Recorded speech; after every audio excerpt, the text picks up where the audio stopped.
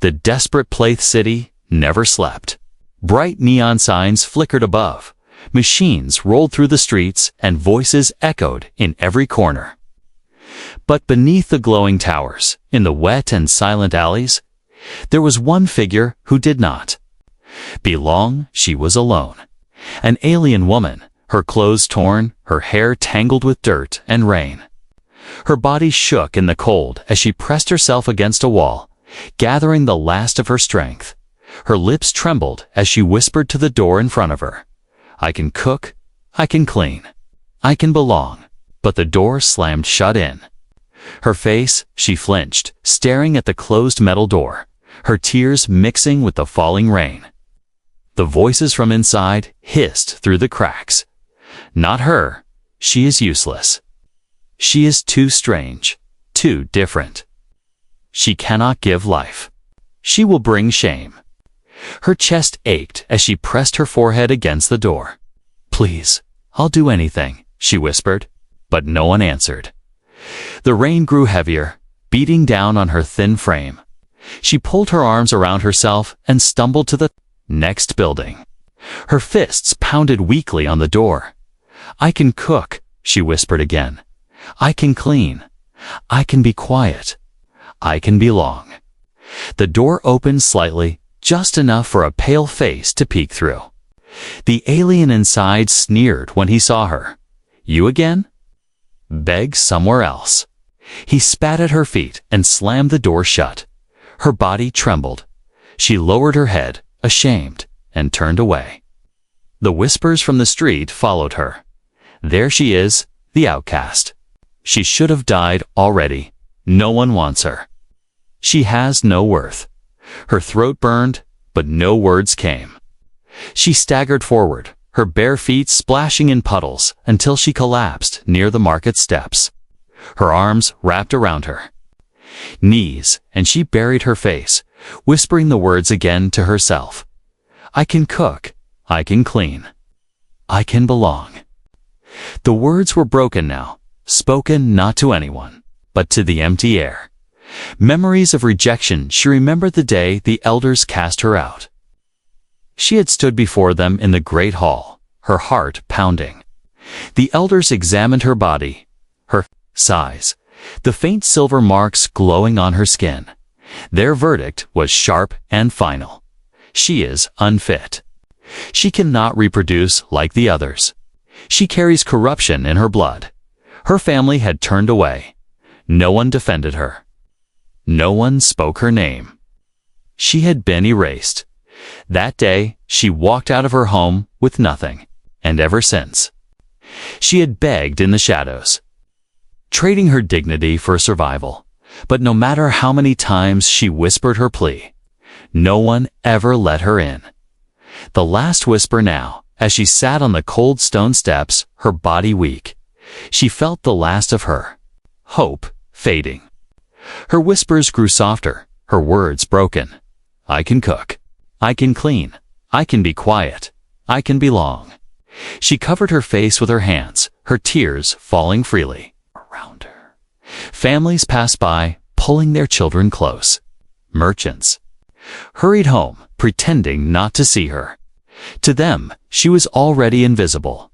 Her chest rose and fell quickly. Hunger burned inside her, her stomach twisting. She had not eaten in days. She wanted to scream, to beg louder, but no sound came. Only that same faint whisper, again and again, like a broken prayer. And then she felt it. A shadow fell across her. Her heart raced. She lifted her head slowly, expecting to see another cruel face, another sneer, another stone ready to be thrown. Instead, she saw a figure standing in the rain. He was tall, broad-shouldered, wearing a heavy coat that dripped with water. His hood covered part of his face, but his eyes were visible, steady, calm, and unafraid. The alien woman froze, her breath caught in her throat. No one had ever looked at her like that before. Not with disgust, not with hate, but with something else. Pity. No, not just pity. Something stronger. Compassion. Her lips trembled. She pressed back against the wall, whispering faintly, "Don't. Look at me, please. I'm nothing." The figure did not turn away. He crouched down so his eyes were level with hers. His voice was deep, calm, and human. "You're not nothing," he said softly. "You're alive." Her eyes widened. She shook her head quickly, tears falling again. "No, I am worthless. I can cook. I can clean. I can belong, but no one wants me." The human's gaze did not waver. Rain dripped down his hood, but he stayed still. His words came slowly, steady as stone. "I do." The alien woman gasped, her heart pounding. For the first time in her life, someone had said yes, and in that single moment, the darkness of her world began to crack. The human witnessed the rain had not stopped.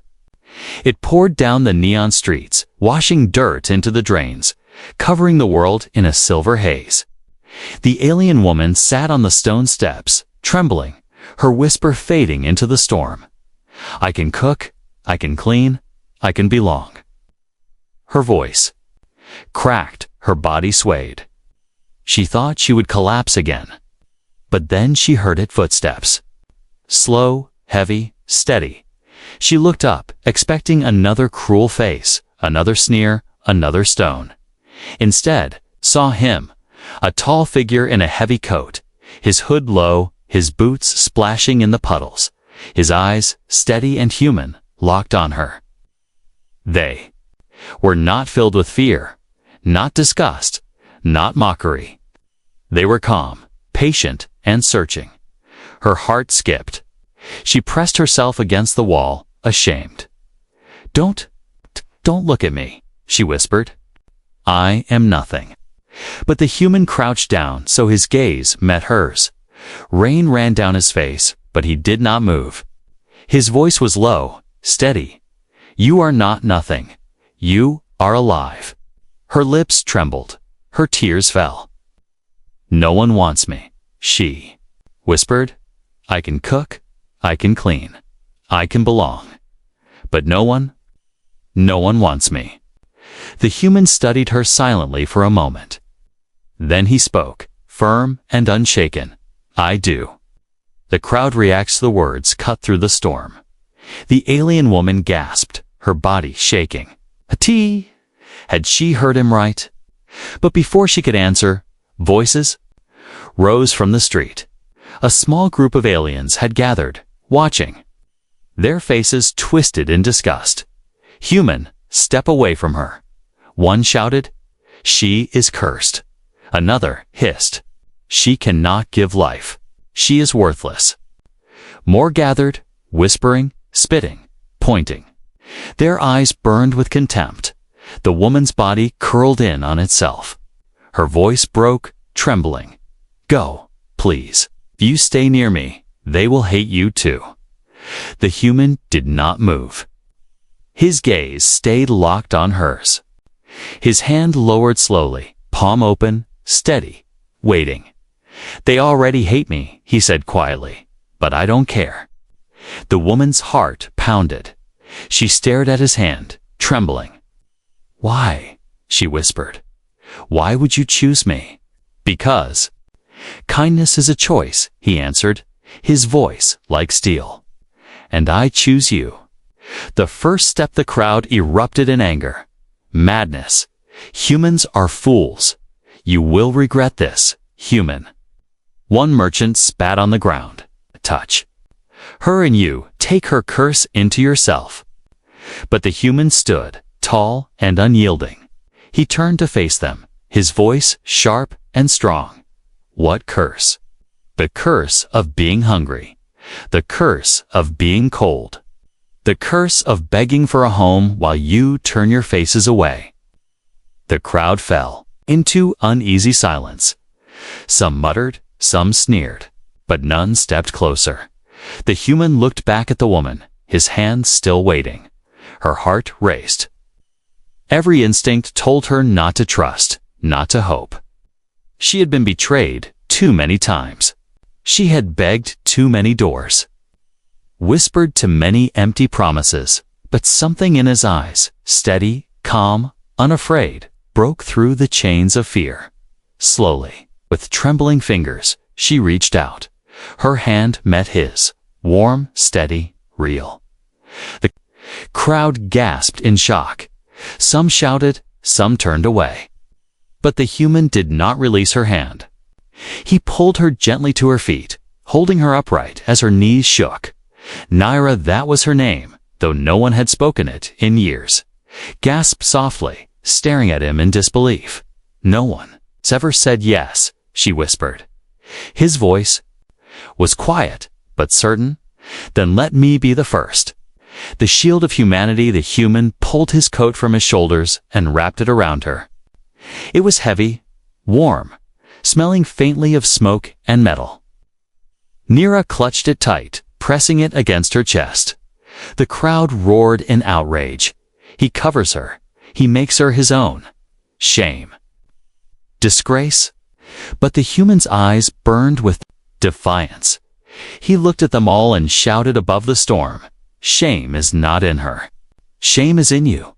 You abandoned her. You let her suffer. You call her cursed because you are too afraid to care." The voices faltered. Some looked down in guilt. Others hissed and spat. But no one dared step forward. Naira's tears fell freely. Her chest rose and fell quickly. She clung to his coat as if it were her last lifeline. Her voice broke, whispering, "You will suffer because of me." The human crouched again, meeting her eyes. His voice was soft, but every word was certain. "No, I will live because of you." Her lips parted. Her heart raced. For the first time, she believed him. The walk away, the human took her hand again, steady and sure. "Come," he said. She followed, trembling, her bare feet splashing in puddles.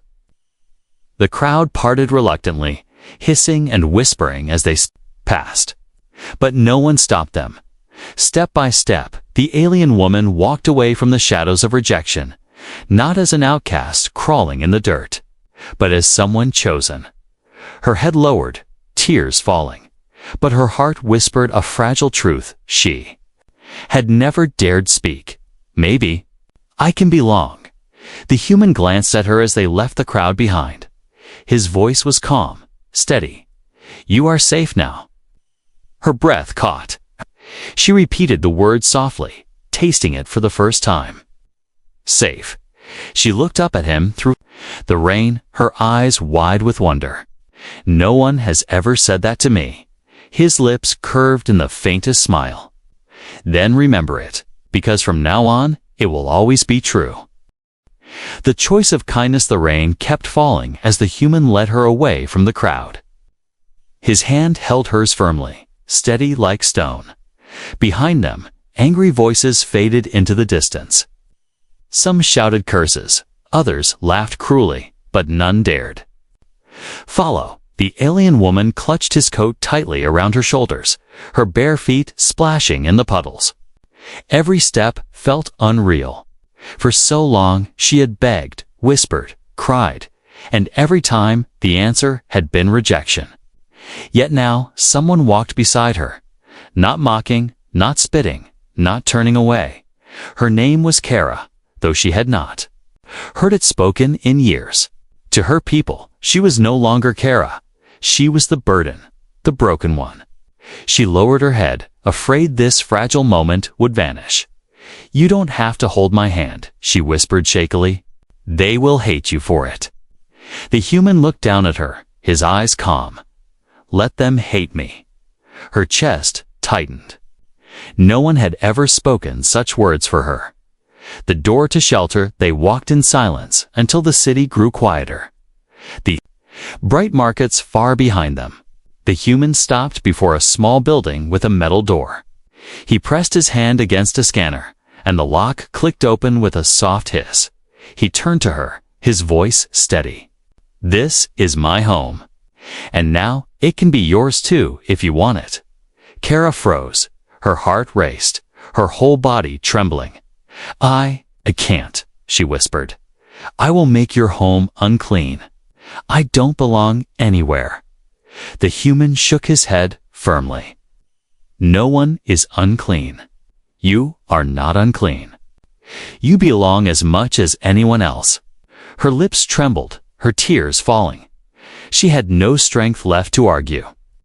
Slowly, she stepped inside. The warmth hit her at once. A heater hummed in the corner, filling the air with soft heat. Lights glowed, gently above. A table stood near the wall, cluttered with tools. A chair, a shelf, a folded blanket. To the human, it was ordinary. To Kara, it was another world. Her voice broke as she whispered, "It's warm." He gave a faint smile. "Yes, sit, rest." The gift of food. Kara hesitated, afraid even to step further. The human walked to the small cooker and poured water into a pot. Soon, the scent of broth filled the room. Her stomach growled loudly, and she clutched it in shame. She lowered her head. "I don't deserve food," she whispered. The human turned to her, his voice sharp but gentle. "No one deserves to starve." He placed a steaming bowl before her.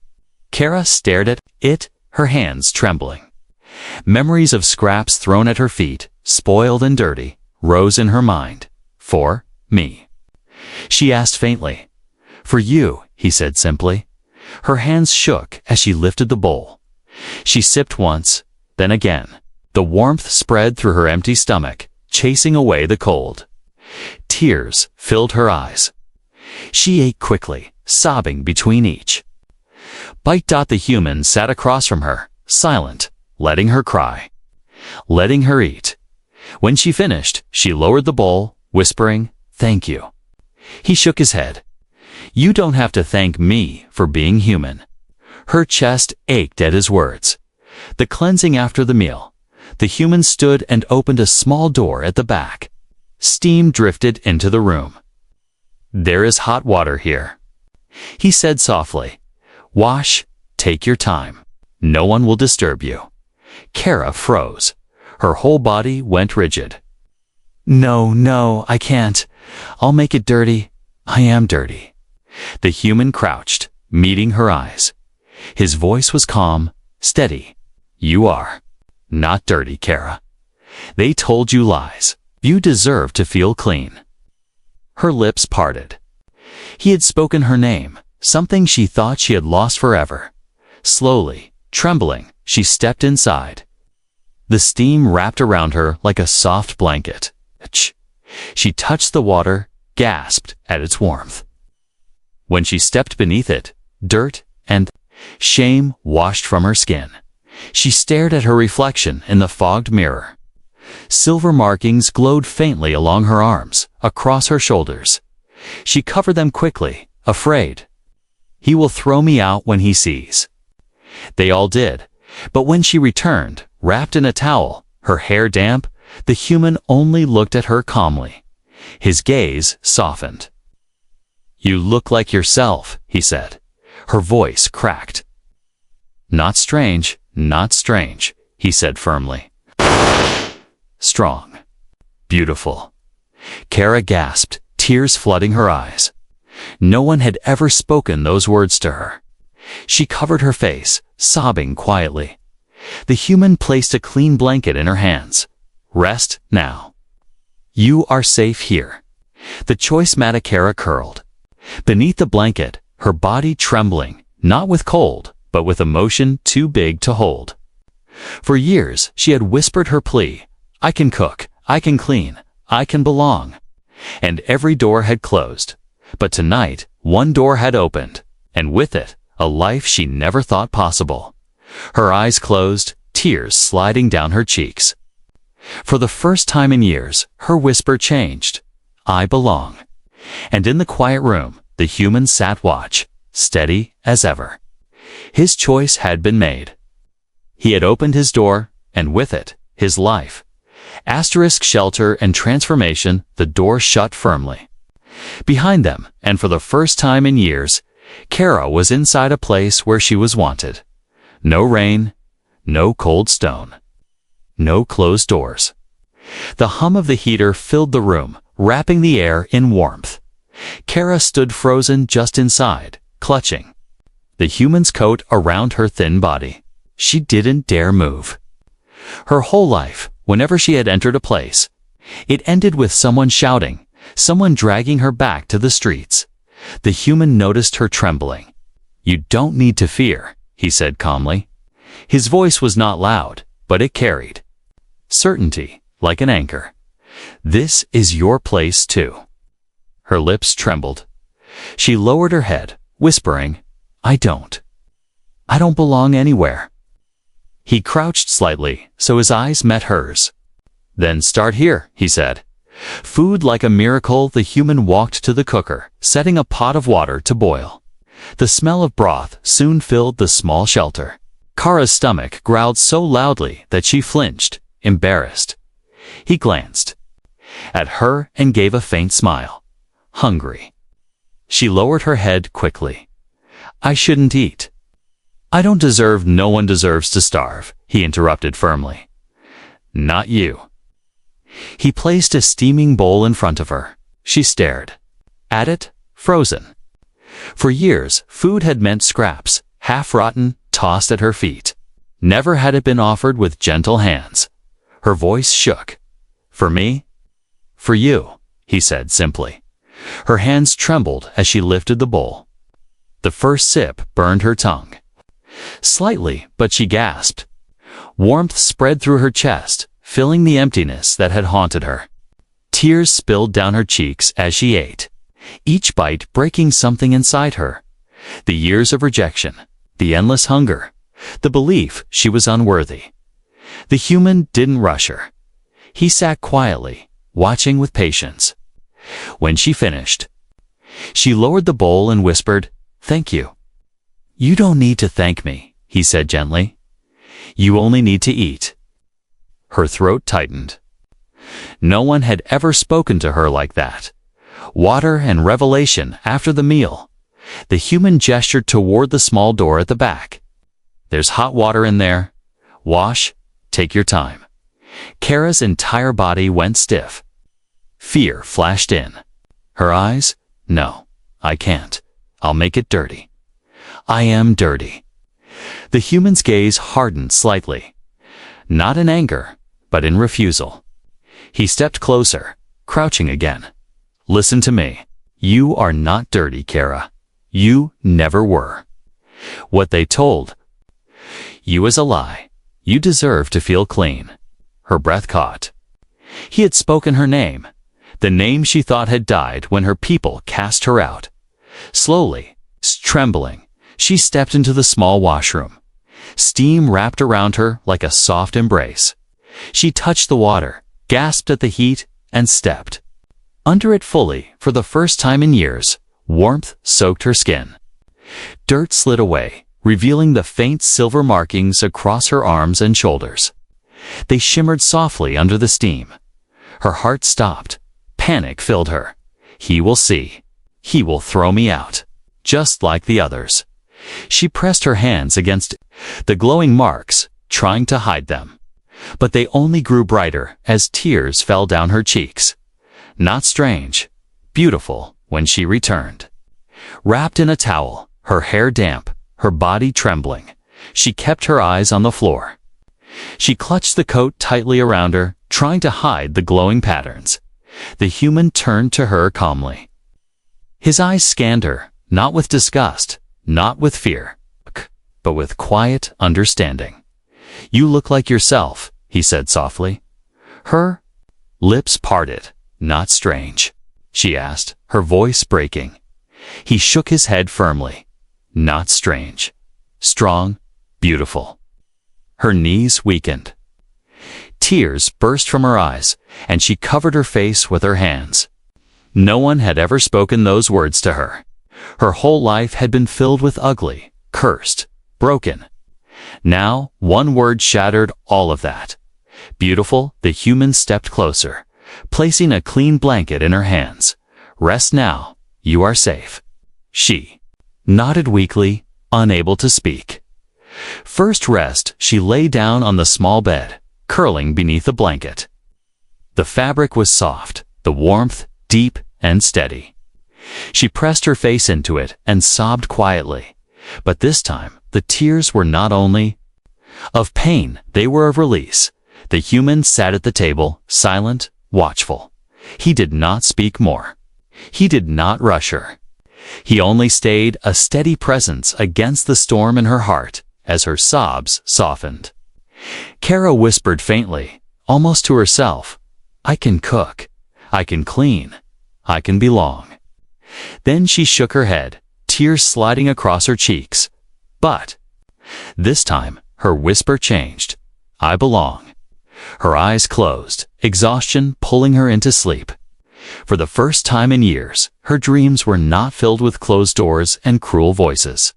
They were filled with light, with warmth, with the sound of a human voice saying, "You are safe." The secret revealed the shelter was quiet that night. The storm outside had passed, leaving only the drip of water from rooftops and the faint hum of the heater. Kara lay on the bed, wrapped in the clean blanket, but she could not sleep. Her body was warm for the first time in years, her stomach full, her skin clean. Yet her heart still carried a heavy weight. The human sat at the table, repairing a small device with calm, steady hands. He had asked her nothing since bringing her in, not why she was hated, not why she wandered the streets. He gave her food and warmth without demanding answers. And that patience gnawed at her. Her voice was soft, breaking the silence. "You don't know why they hate me, why they call me cursed." The human looked up slowly, his gaze steady. He set the tool down and leaned back. "Then tell me," he said quietly. Kara froze. Fear tightened her chest. Every time she had spoken the truth before, it ended in rejection. But now his eyes did not look like the others. They were calm. They were waiting. Tears pricked her eyes. She pulled the blanket tighter and whispered, "If I tell you, you will turn away too." The human shook his head, his voice firm. "No, I will not." Her throat ached. For a moment, she almost stayed silent. But then the words she had buried for years broke free. "The elder's judgment, when I was young," Kara began, her voice trembling. "The elders tested all children.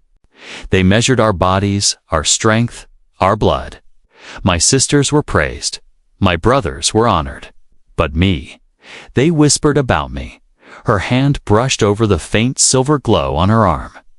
"They said I was too big, too strong, wrong. They said my body would never bear children as theirs could. And to my people, a woman who cannot give life has no worth. She is less than nothing." Her tears slid down her cheeks. "They told me my family carried shame because of me, that I should be erased, that I should vanish." The human's jaw tightened. His fists curled, but his voice was calm. "So they cast you out." Kara nodded, sobbing quietly. "Yes, even my mother. My father. They said nothing. They let me be taken from our home. I begged. I promised I could help. I promised I could cook. I could clean. I could be quiet. I begged to belong." Her shoulders shook, but the elders declared me unfit. They called me broken. And that was the last time anyone looked at me as family. Her voice cracked as she whispered, "From that day, I was not Kara anymore. I was just the outcast." The glow of shame, she lifted her arm, the silver lines glowing faintly in the dim light. This glow came later. When it appeared, they said it proved the corruption in my blood. They said I carried dangerous energy, that I would poison any child I bore, that I would destroy whatever I touched. Her eyes filled with panic. "Sometimes, when I feel afraid, lights flicker around me, machines break, plants change. I never meant to hurt anyone, but they said it was proof. Proof I was a curse." She hid her glowing arms under the blanket. "That's why they all turn away. That's why they slam their doors. Because when they see me, they see ruin.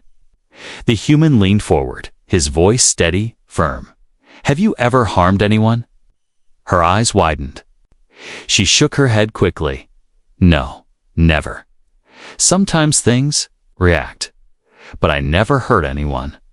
Then it is not ruin, he said. It is not curse. It is power. And power is not evil. It is what you choose to do with it. Our lips parted, her heart pounding. But what if they were right? What if my difference is dangerous? His gaze hardened, his voice cutting through her fear. Then we will learn together. You will not carry this alone. Breaking chain Kara's sobs shook her chest. She pressed her hands to her face, whispering, You don't understand. All my life, they told me I was broken. I believed them. I still believe them. The human rose from his chair and walked to her side. He crouched, placing a steady hand on her shoulder. Then believe me until you can believe yourself. Her tears fell freely, her body trembling under his touch. His words hit harder than any cruelty she had ever heard, not because they hurt, but because they healed. You are not broken, he said firmly. You are not cursed. You are alive. That is enough. Her breath hitched. No one had ever spoken to her like that. For years, she had been called worthless. Now, someone looked at her and said, Enough. She lowered her hand slowly, her eyes red with tears. Why? Why do you care? She whispered. The human's voice was calm, steady, because humanity survives by kindness. Kindness is not weakness. Kindness is strength, and you deserve it. Kara gasped, pressing her hand to her chest. The chains of shame in her heart loosened for the first time. The gathering shadows, the night grew deeper. The mist heavy outside. Kara finally lay down again, her body exhausted, her heart raw from the truth she had spoken. Her eyes closed slowly, though sleep came fitfully. The human sat awake, his gaze on the door, his body still. He could feel it, the weight of eyes outside. Something moved in the darkness. And indeed, in the narrow streets of the city, cloaked figures walked silently. Their eyes glowed faintly. Under their hoods, their weapons hidden beneath their cloaks. She survives, one whispered. The cursed one lives still, another hissed, and the human shelters her. The leader's voice was cold. The elders will not allow this shame. She must be taken back, or ended. Their footsteps vanished into the mist. Inside, Kara stirred in her sleep, whispering faintly, I can belong. The human looked toward the door, his jaw tight. His voice was low, quiet, but full of steel. Yes, you can. And no one will take that from you. Asterisk humanity's gift, morning light crept slowly through the narrow window of the shelter. The storm had passed, leaving the streets outside damp and gleaming. Drops of rain slid down the glass, catching the sun like tiny stars. Kara stirred beneath a blanket, her eyes opening to the unfamiliar warmth.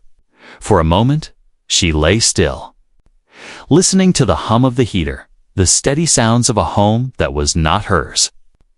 Then she turned her head and saw Nira, her younger sister, curled beside her, still asleep. For the first time in years, Nira's face looked peaceful. No fear, no hunger, only rest. Kara's chest tightened. She had thought such peace was impossible. The human sat at the table, already awake, repairing another device with his calm, steady hands. His coat was draped across the chair. His gaze lifted when he noticed her stirring. You slept? He said quietly. Kara hesitated, then nodded slowly. Yes, I think I did.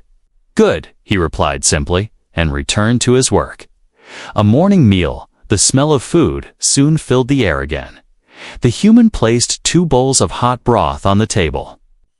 Kara sat slowly, pulling the blanket tight around her. Her hands trembled as she picked up the bowl. She glanced at him nervously. Are you sure? This is for us. He gave a faint smile. Of course. Neera stirred awake, her small hands reaching for the bowl eagerly. She sipped once, then gasped softly. It's warm, she whispered in awe, as though warmth itself was magic. Kara took her first sip. The taste was simple, but to her, it was richer than anything she had known in years. Tears pricked her eyes. She lowered the bowl, whispering, "It feels wrong. To be here, eating like this. I don't deserve it." The human's voice sharpened, though still gentle. No one deserves to starve. You deserve food as much as anyone. Kara pressed her lips together, her chest shaking. His words cut through years of cruelty. She ate slowly this time, not out of fear, but to savor each bite. The gift of small things after the meal. The human showed them how to pour water from the container, how to fold the blanket neatly, how to adjust the heater. Neera laughed when she dropped a cup and water splashed across the floor. Sound. Startled, both sisters' laughter had not lived with them for so long. Kara stared at her sister, stunned. She could not remember the last time Neera had smiled. Her lips trembled as she whispered, "You're laughing." Neera giggled again, hiding her face shyly. "It feels strange." The human nodded. "It feels right," he corrected gently. Kara's chest ached, but this time it was not pain. It was something fragile, something warm. The first spark later, the human worked on a broken device at his table. Sparks jumped from the wires, crackling. Kara flinched instinctively, fear tightening her chest. She remembered the words of the elders: curse, poison, ruin. But something inside her pushed against that fear. She stepped forward, her hand trembling. "Let me try," she whispered. The human looked at her calmly, then nodded. "Go on." Her breath shook. She reached out, her fingers brushing the wires. At once, the silver lines on her arms glowed bright. A low hum filled the air. The sparks vanished. The machine steadied, lights flickering back to life. Kara gasped, pulling her hand back quickly. "I didn't mean, I thought I would break it." But the device hummed steadily, repaired. The human's eyes softened. His voice was calm but certain. "You didn't break it. You healed it." Kara's breath caught. "Healed." He nodded. "Yes, your glow isn't destruction. It's creation. It's life." Neera's eyes widened. "Lyra, you fixed it." Kara covered her mouth, tears spilling. "All my life, they told me I would destroy everything. But I fixed it." The human leaned closer. "You are not a curse, Kara.